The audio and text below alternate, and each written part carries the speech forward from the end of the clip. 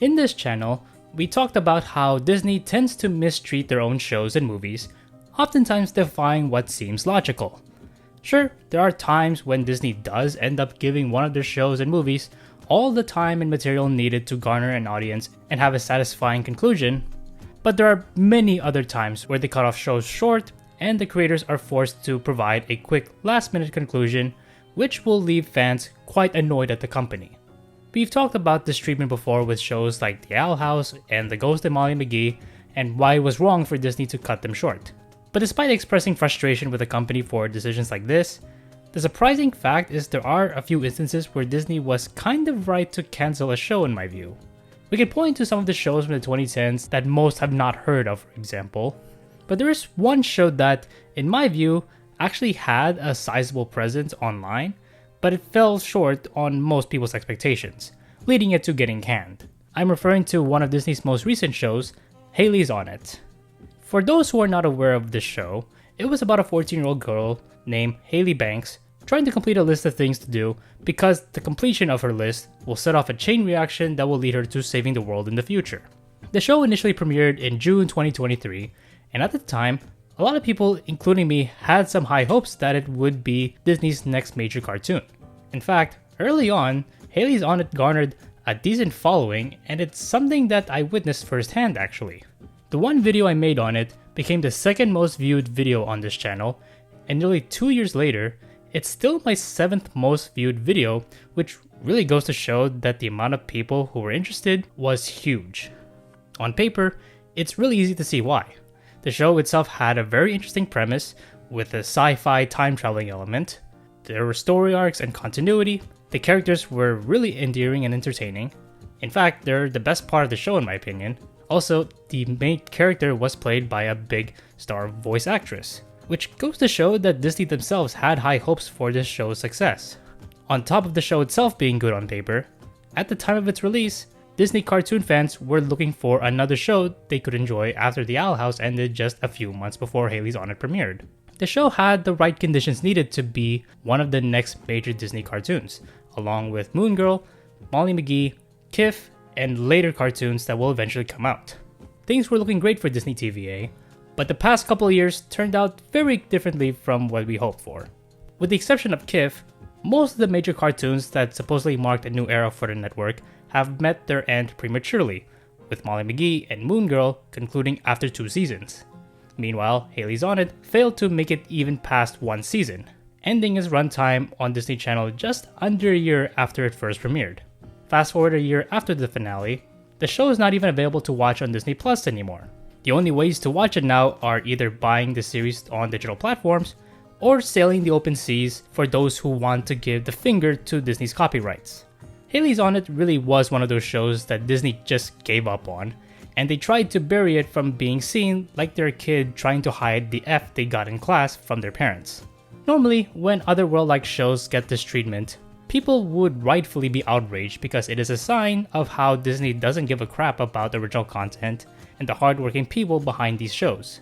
With Hailey's on It, Disney still deserves some of the criticism for not helping the show grow as big of an audience as they could. However, with all due respect to its fans and the crew behind it, Disney may have been right about ending the show just after 1 season. Now of course, it's worth noting that I would not have minded if the show did get renewed for season 2. At the very least, I do believe Disney should have given the show a couple of extra episodes to wrap up the series in a neat way like what they did with Molly McGee for example, just to prevent ending the show on a cliffhanger. But the cold hard truth is that the show failed to meet expectations, both for the executives who greenlit the show and cartoon fans who watched it. In the one video where I talked about Hailey's on It, I said the show had what it needed to be great. It had likable, relatable characters, the comedy was solid, and again, the premise did seem interesting. But it needed time to develop its characters further and slowly but surely reveal bits and pieces of its lore. In fairness to the show, it did technically do that. But seeing how it was executed, I actually came to realize that I was a bit overly optimistic with how the show could go with its premise. You see, Hailey's on It was kind of doomed from the start because its premise was way too complicated for a story that could have been much simpler and be better with it. When you narrow down the show to its core story, it's about a girl who is shy and reserved, leaving her comfort zone and growing to become a more confident person who can do what they love to do. It's basically the standard coming-of-age story that a lot of Disney cartoons had. The problem with Hailey's on It is that it sets the stakes of the show too high so early on for this kind of story. In the very first episode, we are immediately introduced to the fact that Hailey is going to save the world in the future, and that the first step on that journey is for her to complete the list she created as a kid. As a result of this, Hailey's character development felt rather inorganic. She completed these items on her list and came out of her comfort zone because she had to do it in order to save the world, not because she wanted to for the sake of improving herself. In contrast, other Disney cartoons sets the stakes of the show relatively low at first. With Amphibia, for example, the show was mainly about Anne growing out of her flaws and getting along with Sprig, the planters, and the local villagers, which are relatively low stakes. Sure, as the show progressed, the stakes did grow much more to the point where Anne had to save not one but two worlds. But early on, Anne was primarily focused on improving herself because she wants to prove she can adapt to the situation around her, which in this case in season 1 was her being an outcast. She didn't know she would have to save Earth and Amphibia from complete annihilation, and by the time she did find that out, she's already gone through so many challenges and passed all of them. So it felt kind of natural for her that this would be the last stage of her arc. This is something that we've seen with other shows too, and all of them started out in a similar fashion. In fairness to Hailey's on It though, most individual episodes of the series were relatively low stakes, mostly covering typical slice of life situations like going to a dance or getting along with your parents better. The list items in a way actually do keep the plot of most episodes grounded. The issue with this approach though is that the slice of life vibe of these episodes feel very disingenuous because both the audience and the characters know what is really at stake. Knowing what is at stake, we want to see the characters do more meaningful things, and we rarely get those moments. Hell, even Hailey and Scott express annoyance when they don't get the opportunity to do something exciting for the list item of the day. The way the show is structured essentially makes it where the list items are driving the plot, rather than the characters driving the plot. This is especially the case with the whole Hailey-Scott's kiss storyline that dominated the show. I don't know about you guys, but personally, I did not like how integral the kiss storyline was for the show's plot. It's one thing for a ship to be just a cute B-plot meant to satisfy shippers, or just a fun random joke meant to develop the main character. But red flags start appearing the moment a show begins to prioritize giving the couple a happy ending together at all costs, which ultimately led to the downfall of shows like Star vs. The Force of Evil, for example. Hailey's on It essentially saw what Star vs. did, and basically went, what if we make a romantic ship between these two characters the ultimate goal of the show itself? To be fair, when I made the first video on the show, I downplayed how problematic this plot detail would be for Hailey and Scott's character arcs because the two characters already have great chemistry together in every way, and I don't mean it like they're the perfect couple or they're the best duo of friends ever. Like most relationships, Hailey and Scott express their pet peeves and disagreements towards each other every now and then, and overcoming them made their relationship feel deserving and real. Again, the characters and the dynamics between them are actually well written.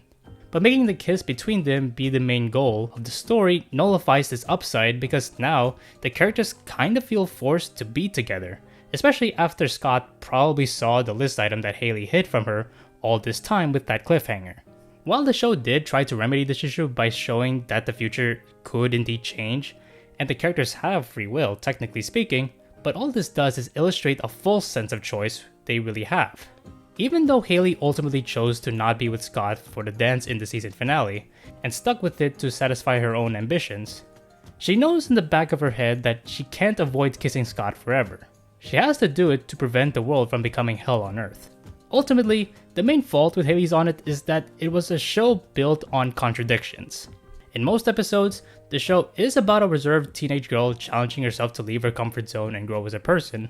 However, the show as a whole is supposed to be about Hailey saving the world from climate change, which, by the way, there was never a single episode of Hailey actually trying to tackle the issue that she was supposed to save the world from. I think the irony of that speaks for itself. When these two different stories collide into one, you end up getting something that feels kind of confused. Like the writers did not know what kind of show they wanted it to be. What is so unfortunate about Hailey's on It is that simple changes to the basis of the show could have improved the end result so much without changing the good things the show did right. For example, changing Hailey's motivation to complete the list would lower the stakes significantly to where the growth of the characters feels more organic. Instead of completing the list because Hailey was told that the world would be doomed if she didn't, how about making it where Hailey had to complete her list because some drastic impending change to her life is coming, like her family moving to another state, for example.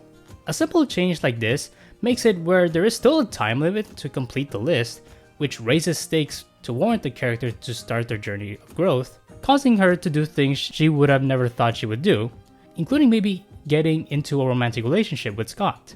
However, it doesn't raise it too high to where you start expecting much more from these characters. In addition, this would make Hailey's completion of the list items much more meaningful because she chose to complete them for her own satisfaction. Now, some might say that this approach does make the premise much more generic, which is kind of true, but changing the motivation of the characters to be more simple doesn't mean the show has to be boring. It can still have the crazy sci-fi elements, even time travel if it wants to include that. The list items, for example, could have been a catalyst for Hailey and Scott to embark on adventures that led them to discover some sci-fi anomaly going on in their city, like the Chaos Bots, for example. These adventures can be teases for us, the viewers, that the lore of the show goes much deeper than we were initially led to believe. Eventually, they could reveal that someone behind the scenes was trying to hold back Hailey from completing the list, specifically a certain item that could have helped stop climate change, if the writers still want to include that part of the story. There's definitely more tweaks needed to make Hailey's story more compelling enough to continue the show, but already these simple tweaks make it where the show has a stronger foundation to build on, which is its characters. When the characters and their development are the strong foundation in which the story is built upon, the show would have a better chance at building a bigger audience and get enough support to warrant a second season. Now, I will admit that saying Hailey's on It deserved to be cancelled after season 1 is kind of unfair. If the show was given a season 2, maybe they would have fixed many of the issues the show had, and its popularity could have grown to what Disney expected. Also, it's definitely worth noting that Disney did not do everything it could reasonably do to make the show succeed. I mean, I barely saw any form of marketing for the show before it premiered and during its run, and I'm someone who is constantly checking for cartoon-related news. Also, regardless of how a show performed, Disney is wrong to purge the show from their streaming platform. If the company wants us to stop pirating the content, they should be making it easier to access their content through official means.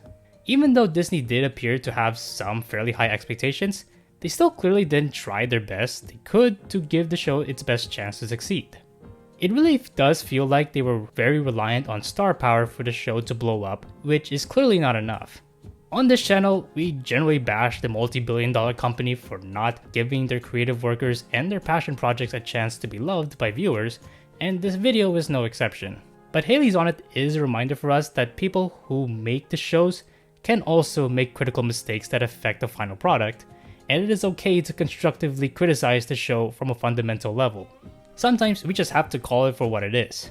While Disney could have done more to give the show a better chance to succeed, I personally believe the writers needed to do better from the start to justify getting that chance.